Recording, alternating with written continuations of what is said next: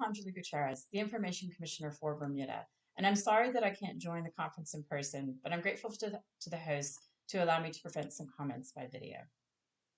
For those of you that don't know, Bermuda is a British overseas territory located in the middle of the Atlantic Ocean.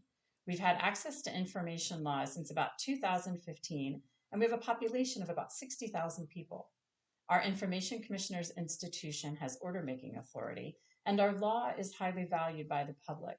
Our ICO conducts a public awareness survey every year, and in 2023, 86% of the respondents said our public access to information law was important to them and valued.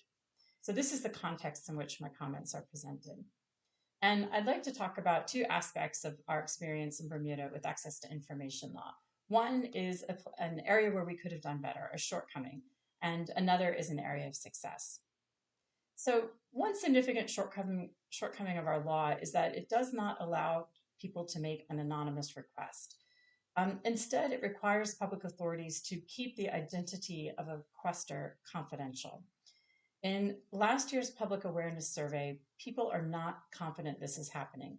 Only 29% of the respondents were confident that their identity would be protected if they made a public access to information request. And this is a barrier to inclusivity, especially in small communities where everyone knows everyone and rumors can spread quickly.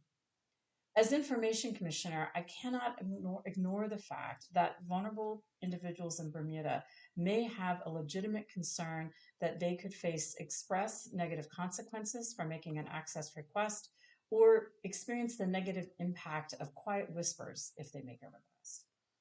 This may range from not getting a job promotion, from seeing a relative not obtain a business license they may need, a guest worker who might feel getting their work permit renewed would be threatened, or an advocate or whistleblower who gets labeled a troublemaker and may later have difficulty finding a job.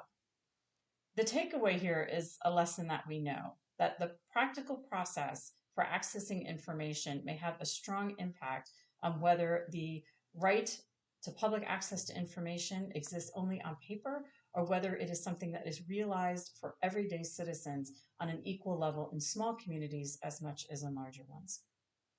Second, we have a very positive lesson from Bermuda that I'd like to share. And it comes from the intersection of proactive publication, the role of the Information Commissioner, and the importance of transparency.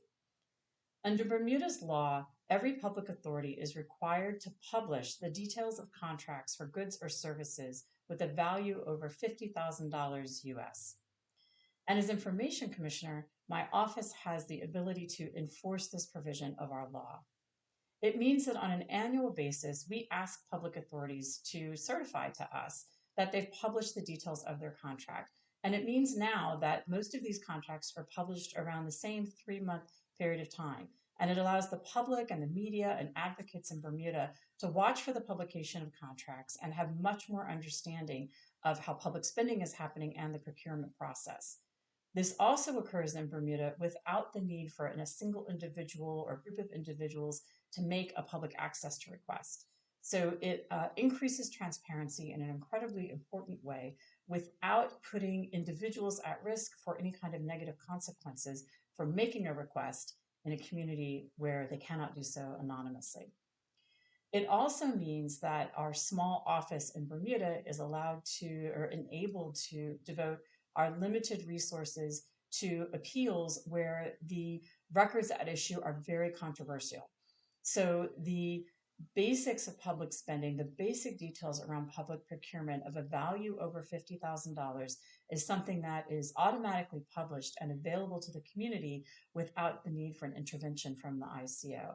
And that has really raised the expectations of the public around transparency and led to an acceptance of transparency within most public authorities. And those that haven't have become outliers, especially in this particular area. My final comment about public access to information law in a small jurisdiction is the challenge that I see ahead for Bermuda. After 10 years of public access to information law, as I said, transparency has become really ingrained in public sector culture. And the public authorities that are not open with the public have somewhat become outliers.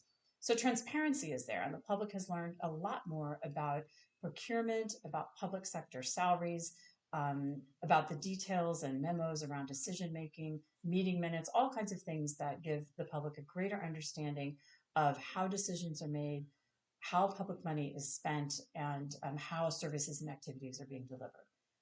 So the transparency is there, but we often use the words transparency and accountability interchangeably as if they're the same thing. And what we're seeing in Bermuda is the public now knows much more through transparency, but the question of accountability is now on the table. And accountability in large jurisdictions in North America or in Europe may look very, very different than in a community of 60,000 people, where a lot of people are neighbors, relatives. There are a limited number of people to fulfill roles in the civil service or fill the roles of elected officials. And so accountability is not always going to look the same, potentially, as it does in some of the larger jurisdictions.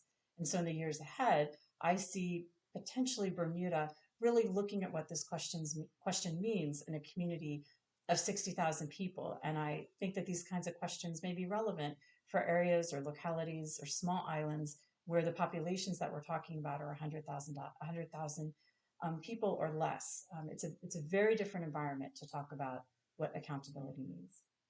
So thank you for the opportunity, and I'll leave you with that question, and I wish you the very best for the rest of the conference.